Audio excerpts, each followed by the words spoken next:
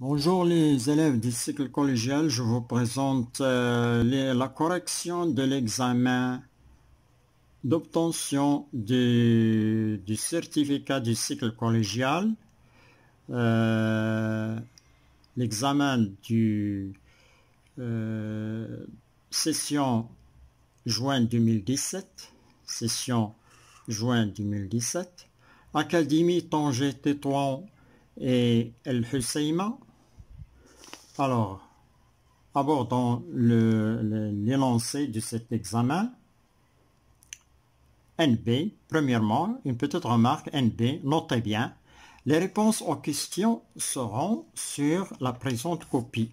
Donc, vous devez répondre sur la copie, rien que sur la copie qui a été distribuée. Alors, premièrement, partie 1, restitution des connaissances sur 8 points, exercice numéro 1 sur 4 points. Le document 1 présente le schéma d'une observation microscopique d'une coupe transversale de la moelle épinière. Le document 1, ici, vous avez le document 1, le voilà. Document 1 présente le schéma d'une observation microscopique d'une coupe transversale de la moelle épinière. الوثيقة en arabe الوثيقة واحد تمثل الوثيقة واحد الرسم التخطيطي لملاحظة مجهرية لمقطع عرضي في النخاع الشوكي. Alors, premièrement, deuxièmement, donnez les noms au numéro du document, 1. Voilà le document 1.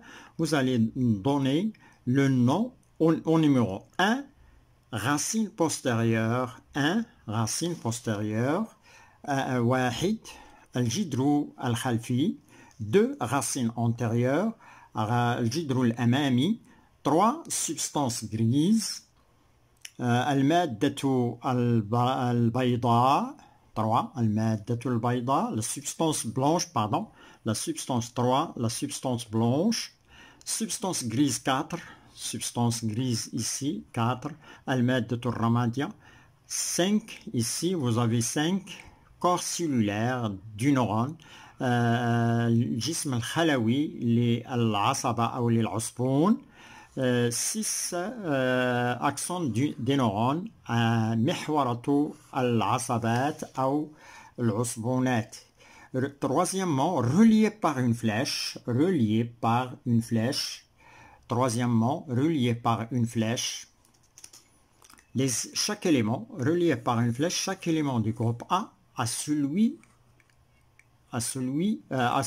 qui lui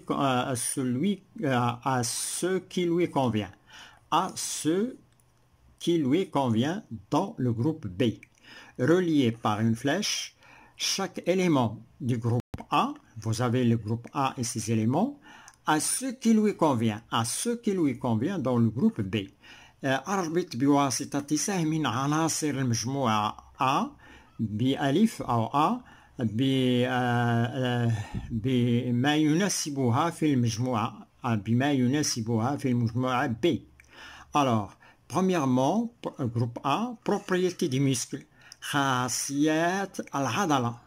Il sera relié avec l'excitabilité, contractilité, l'élasticité, الاحتياجية, القلوصية, المرونة. 2. Le nerf moteur, العصب الحركي, il sera relié avec des transmetteurs de l'influx centrifuge, موصل السيالة النابضة, السيالة النابضة وهي السيالة الحركية.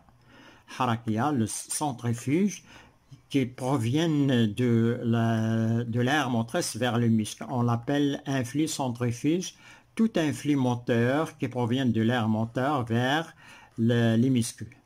Les propriétés du nerf, خاصية العصب, il sera relié avec eux, l'excitabilité et conductibilité, وهي الاحتياجية والموصلية, الموصلية. Arc réflexe, قوس الانعكاس, il sera relié avec F, les conducteurs mixtes sensitif et moteur.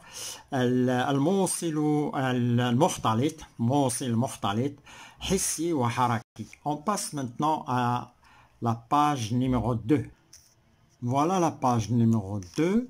Vous avez ici la page numéro 2 sur 4. Exercice numéro 2 sur 4 points. Choisissez le micro-organisme et la classe à qui il appartient. Tout en mettant une croix dans la case convenable du tableau suivant.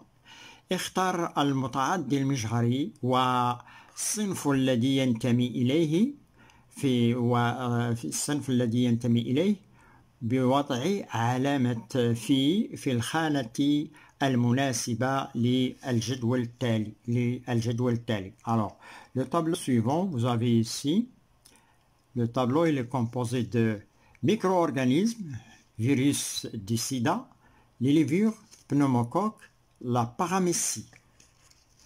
المتعديات المجهرية الفيروسات أو الحمات، حمات السيدا، حمى داء فقدان المناعة البشري، الخميرات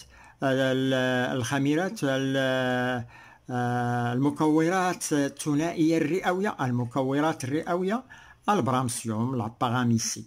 الأصناف les classes, les protozoaires, les bactéries, les champignons et les virus. Alors الأصناف الحيوانات الأولية البروتوزوار، البكتيريات، الفطريات، الحمات، les virus الحمات. Alors les virus ils appartiennent les virus du sida. Le virus du sida حمة السيدا تنتمي إلى مجموعة الحمات. Les virus, la croix doit être ici.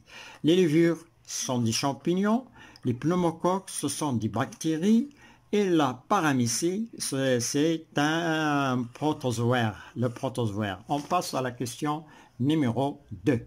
Mettez vrai ou faux. Mettez vrai ou faux dans la case devant chaque proposition. Voilà. La succession. Voilà la proposition. La succession des étapes de la phagocytose sont comme suivant. Les étapes de la phagocytose sont comme suivant. Premièrement, vous avez petit a, adhésion, digestion, ingestion, rejet des déchets. Ingestion, cette fois-ci, ingestion, adhésion, digestion, rejet des déchets. C'est faux. Ici, vous avez deux faux. Vous avez adhésion, ingestion, digestion, rejet des déchets, vrai. Alors, en arabe, الالتحام الهضم digestion, ingestion ابتلاع, rejet des déchets طرح الفضلات. Donc ابتلاع ingestion ابتلاع, التحام البكتيريا بالبلعمة بالبلعمية الخلية البلعمية, وهضم البكتيريا وطرح الفضلات الناتجة عن الهضم. وهنا في الحالة هنا كل هذه الترتيب أو la succession des étapes توالي أو تتابع مراحل البلعمة هي كالتالي.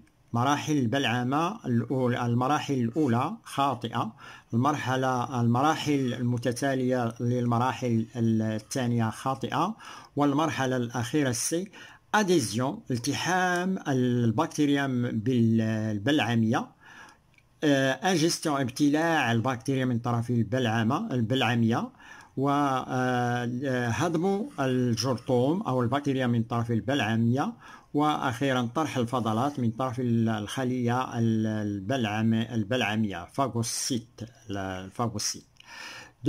Troisièmement, recopiez dans le tableau suivant les termes scientifiques correspondant à chaque définition. Les termes scientifiques sont ici. Vous allez recopier les termes ici scientifiques qui ont été donnés dans les termes scientifiques dans la case des termes scientifiques vous avez les définitions. Alors, recopiez dans le tableau suivant les termes scientifiques correspondant à chaque définition. Les termes scientifiques sont la sérothérapie, l'antisepsie, le vaccin. انقل في الجدول التالي المصطلحات العلمية المناسبة أو التي تناسب كل تعريف المصطلحات العلمية la sérothérapie وهي الاستمصال l'antisepsie التطهير le vaccin التلقيح. Donc les définitions: destruction des microbes au niveau d'une plaie utilisant les désinfectants comme bétadine. هدم أو القضاء على الجراثيم في مستوى الجرح باستعمال المواد المطهرة أو المواد المطهرة مثل البيتادين. هذا سيناسبه l'antisepsie التطهير.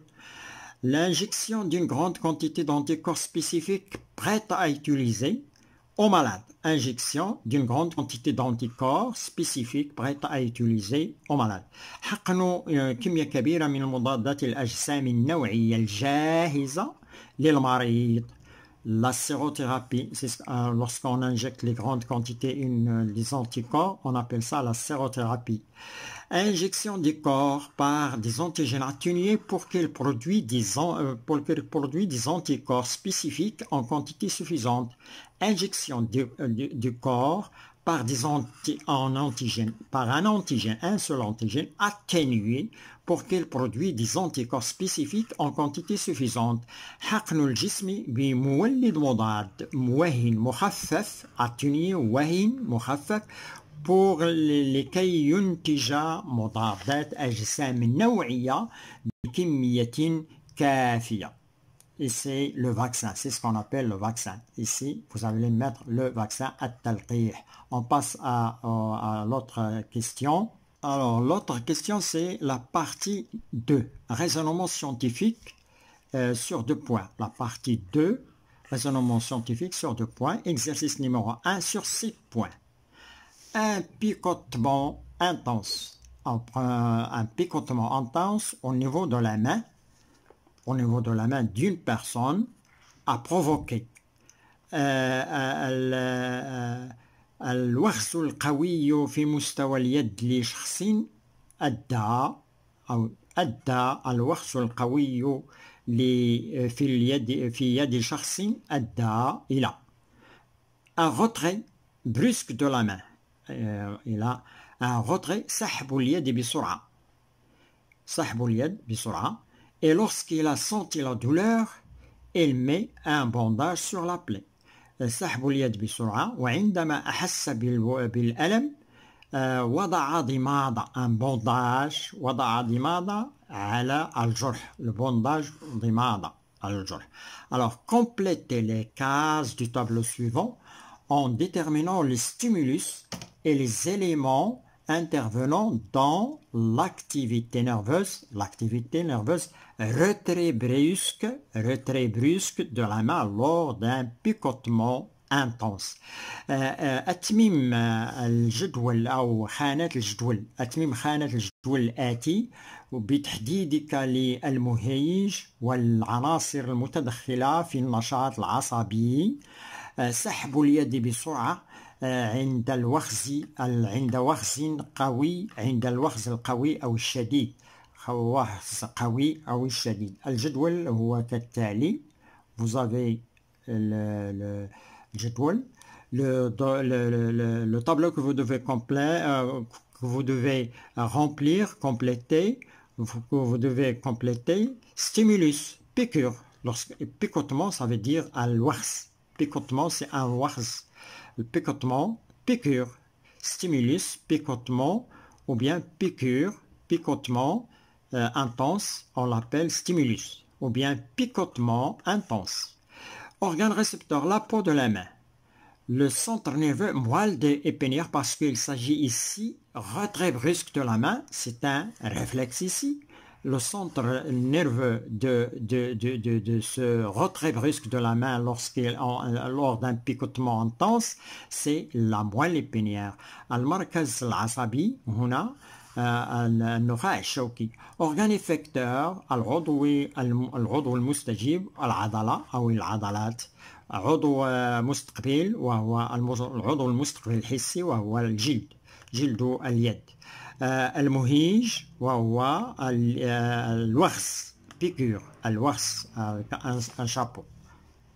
On passe maintenant à l'exercice suivant, dans la page suivante. Voilà la page 3. Voilà l'exercice numéro 2 ici. La mesure, ici, vous avez ici la mesure du débit sanguin dans le cortex cérébral. Dans le cortex cérébral permet de reconnaître les aires actives du cerveau. Je reprends cette phrase. La mesure du débit sanguin dans le cortex cérébral permet de reconnaître les aires actives du cerveau. قياس صبيب الدم في القشرة المخية يمكن من معرفة أو من تعرف على الباحات النشيطة في المخ. الباحات النشيطة في المخ. Le débit sanguin varie dans les différentes zones du cortex cérébral selon leur niveau d'activité. الصبيب الدموي يتغير أو يختلف أو يتغير في مختلف مناطق القشرة المخية حسب مستوى نشاطها ici. Les figures 1 et 2 de document 1 montrent les résultats obtenus de l'exploration de l'activité de certaines zones du cortex cérébral chez deux personnes. Les figures الأشكال 1 الشكل 1 والشكل 2 le document 1 et 2 شكل 2 document 1 من الوثيقة 1 تبين النتائج المحصل عليها أثناء استكشاف exploration أثناء الاستكشاف نشاط بعض المناطق القشرة المخية عند شخصين. المناطق المخية عند شخصين. La figure 1, pardon. La figure 1 ici, vous avez la figure 1, zone active chez une personne qui sent la douleur. Zone active ici, zone A, zone A et zone active. Et la figure A ici, zone active lorsque la personne sent une douleur. الشكل 1 منطقة نشيطة عند شخص يحس بالألم. La figure 2 zone active chez une personne mettant un bandage. La figure 2 zone active. الشكل جوج منطقة نشيطة عند شخص يضع ضمادة. Un bandage يضع ضمادة. Alors les questions, on va ici, la zone B chez une personne qui met un bandage. Vous avez toujours le sillon de Rolando. En avant, vous avez la zone B. Et en arrière du sillon de Rolando, vous avez la zone A. On passe maintenant aux questions. Alors, deuxièmement, les questions qui sont posées ici sur ces deux figures, figure 1, zone A, et figure 2, B.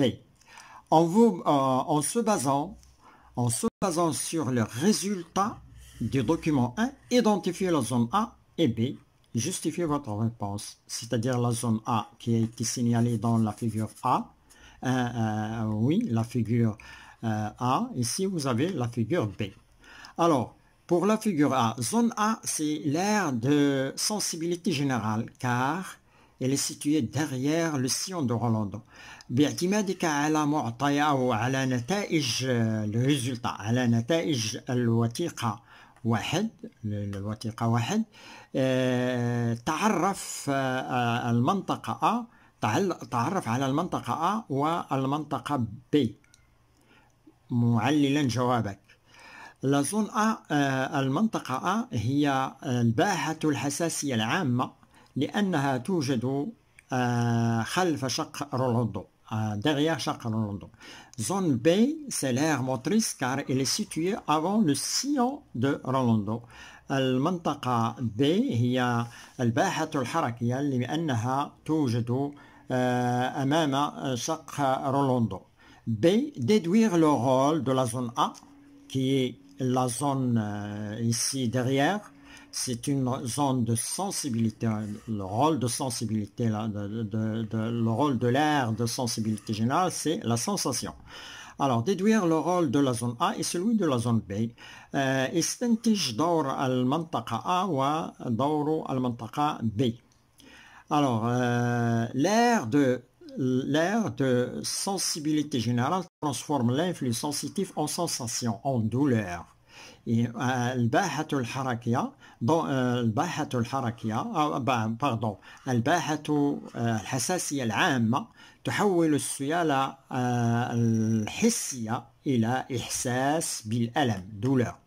Dans l'aire motrice, c'est-à-dire l'aire motrice qui est B, il y a naissance de l'influx nerveux moteur. Donc voilà le rôle des deux zones A et B. On passe maintenant.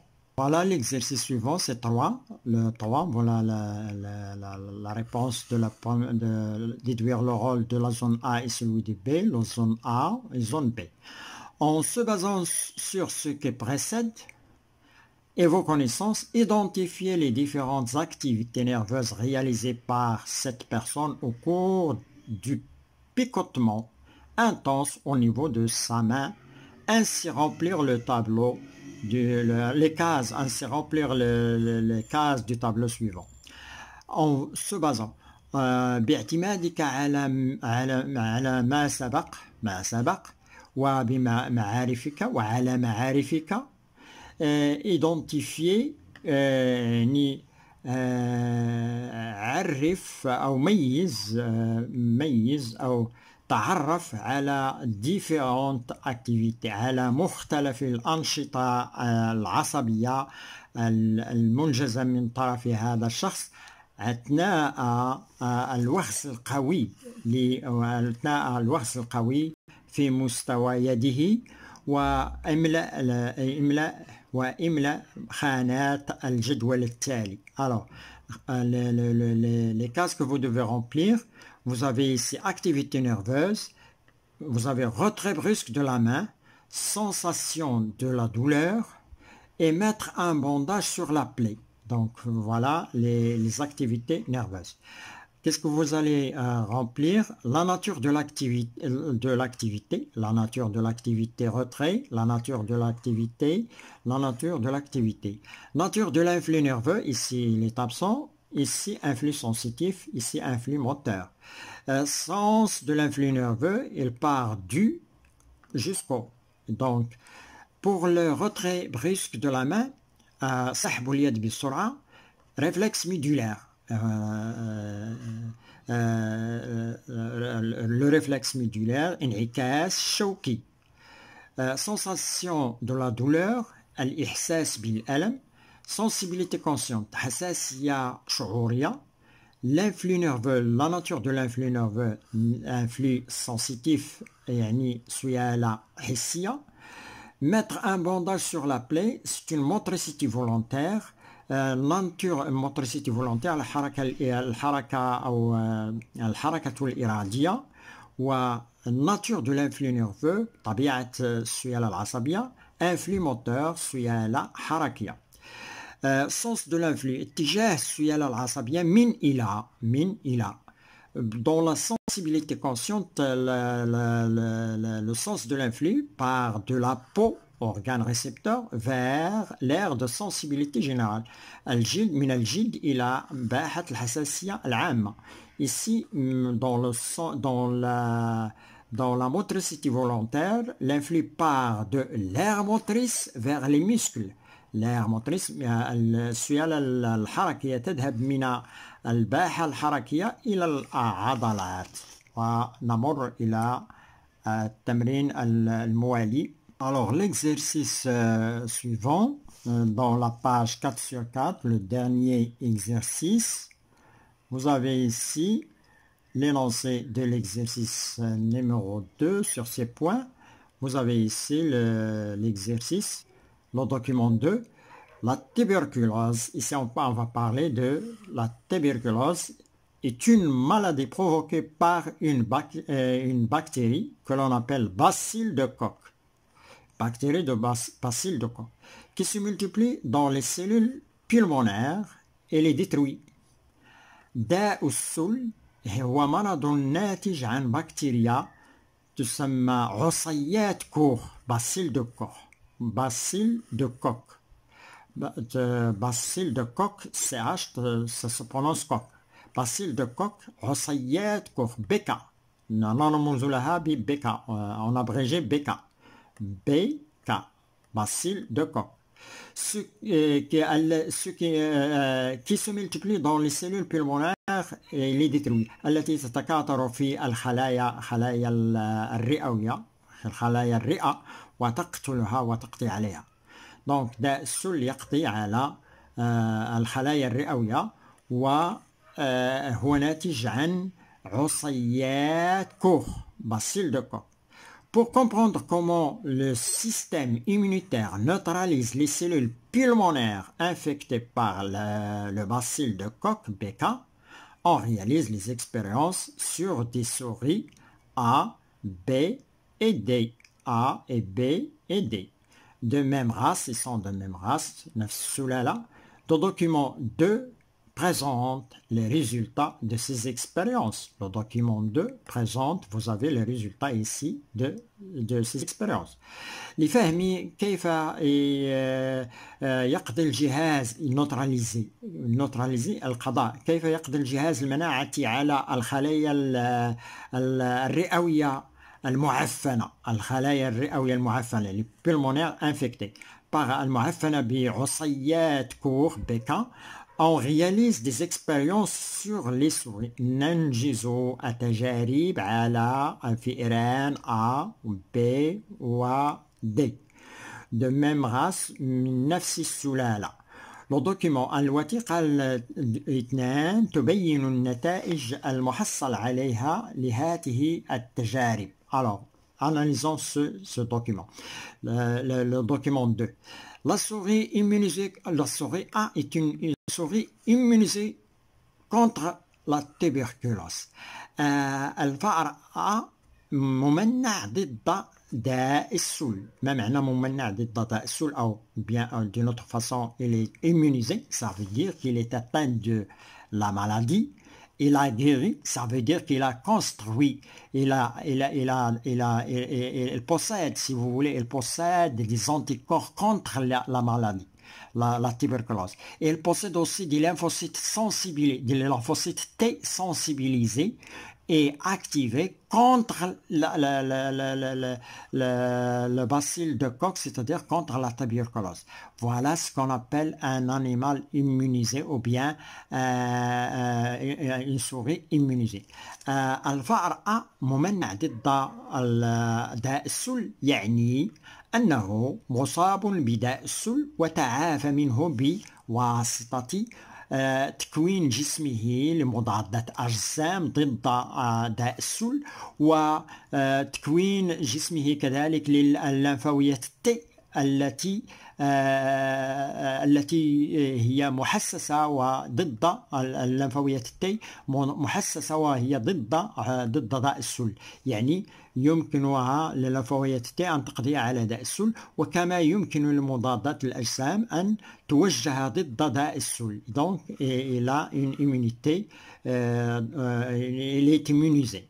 Alors, qu'est-ce qu'on fait à ce souris? On extrait les lymphocytes T. Voilà les lymphocytes T, on les extrait de cette souris. Qu'est-ce que ça veut dire? Ces lymphocytes T reconnaissent déjà le BK parce qu'il est immunisé contre le BK. Ils les reconnaissent, on va voir qu'est-ce qu'ils vont faire. On les injecte à une souris D, puis on injecte à cette souris le bacille de Koch qui est une bactérie mortelle. Mais la souris survit, donc la souris ici survit. De l'autre côté, on extrait le sérum. Qu'est-ce que ça veut dire le sérum? Extraire le sérum, ça veut dire qu'il y a le liquide, c'est le plasma qui contient des anticorps. Ici, on extrait le sérum. Lorsqu'on parle de sérum, on parle des anticorps contre la tuberculose. On les injecte à la souris B, puis on lui injecte le bacille de coque mortel. La souris B meurt, la souris B meurt par la tuberculose. Il est atteint par la tuberculose. Ça veut dire que les anticorps ici, ils n'ont pas de rôle ils n'ont aucun rôle contre, c'est-à-dire ils ne neutralisent pas, ils ne détruisent pas les BK. Ce qui les détruit, c'est les lymphocytes T. Alors, en arabe ici, ممنع نستخلص هنا من اللمفاويات التي ونحقنها للفأر الدي ثم نحقنه بعصيات كوخ يبقى الفأر حيا. نستخلص من الفأر المصل ونحقنه للفأر B ثم نحقنه بعد ذلك بعصيات كوخ يموت الفأر من جراء إصابته بداء السل. Alors, l'expérience, la question qui a été posée ici, vous avez expliqué la mort de la souris B malgré son injection du sérum de la souris A immunisée contre le BK. Le voilà, cette souris qui est morte. La souris B est morte car les anticorps du sérum ne détruisent pas les BK. Bacille de coque, ils ne les détruisent pas. Donc ici, les anticorps n'agissent pas contre le BK qui est la cause de la tuberculose. الفأر مات الفأر B لأن المضادات الأجسام الموجودة في المصل المستخلص من الفأر الممنع لا تقضي على عصيات كوخ التي تسبب داء السل. Deuxième question. Donnez une explication à la survie de la souris D. اعطي تفسيرا لبقاء بقاء السوري الفأر D على الحياة أو بقاؤه حيا. Donnez une explication à la survie de la souris D. اعطي تفسيرا لبقاء الفأر D حيا. La souris D survit car il est injecté des lymphocytes T de la souris A immunisée contre la tuberculose. Ces lymphocytes T ont détruit les BK, bacilles de Koch. Alors la souris D, الفأر D باقي حيا لأنه محقون باللمفاويات T المستخلصة للفأر الممنع للفأر A الممنع ضد السل. هذه اللمفاويات قضت على البكا باسيل دو كوك. déterminer عصيات كوخ قضت على البكا وهي عصيات كوخ. Troisième question, déduisez le type de la réponse immunitaire spécifique intervenant contre les bacilles de Koch. استنتج نوع الاستجابة المناعاتية النوعية المتدخلة ضد عصيات كوخ. La réponse immunitaire cellulaire, car les lymphocytes T qui intervient contre la tuberculose. الاستجابة المناعاتية هي الاستجابة خلوية لأن اللمفاويات T هي التي تدخلت ضد أو التي قضت على أو التي تدخلت ضد داء السل. On passe à la question suivante.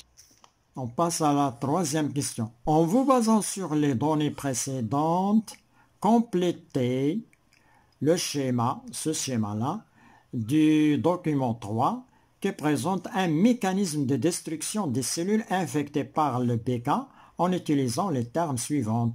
La toxine cellulaire, la toxine cellulaire, on la représente avec F. Reconnaissance A, perforine avec perforé avec perforine D, activé et transformé B, contact C, les lymphocytes T tueurs avec E.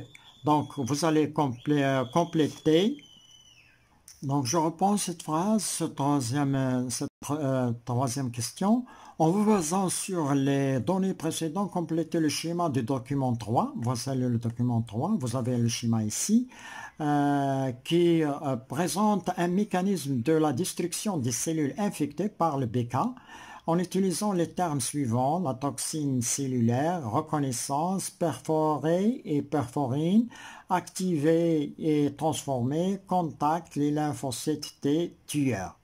Alors باعتمادك على معطيات سابقة أتمم خطاطة الوثيقة 3 خطاطة الوثيقة 3 التي تمثل آليات هدم الخلايا المعفنة بالبيكا السيلول انفكتي بار البيكا مستعملا التعابير أو الكلمات التالية لا توكسين سيلولير السمين الخلوي reconnaissance التعرف perforé avec perforine إحداث ثقب avec بواسطة البرفورين activé et transformé تنشيط وتحويل أو تحويل نعم contact التماس للليمفوسيت T tueur الليمفاويات T القاتلة Alors, si les cellules infectées, vous avez ici la cellule infectée, c'est ici. Vous avez une cellule infectée qui est là comme suivante ici. Cellule infectée par BK. Les lymphocytes T, ils se multiplient. Donc, 2, 1, reconnaissance. Vous allez mettre ici 1, A, c'est-à-dire reconnaissance. Premièrement, reconnaissance. Deuxièmement, différenciation et activation et transformation. C'est-à-dire 2, vous allez mettre B, activer et transformer. Donc, après reconnaissance, activation et transformation des lymphocytes B en lymphocytes mémoire et lymphocytes tueurs. E, ici, vous avez un lymphocyte tueur. Lymphocyte tueur, E, c'est 3. E, lymphocyte tueur. 4, ici, contact. C, contact entre lymphocyte T et lymphocyte T tueur, contact avec la cellule infectée. Ici, cette cellule infectée. 5, vous avez ici 5D, c'est-à-dire 5 perforés avec la perforine. Vous avez ici perforé avec la perforine, sécrétion de la perforine. Et 6e F, c'est-à-dire toxine cellulaire et destruction de la cellule infectée. Et merci d'avoir suivi cette vidéo. On se retrouve dans la prochaine vidéo. Et merci.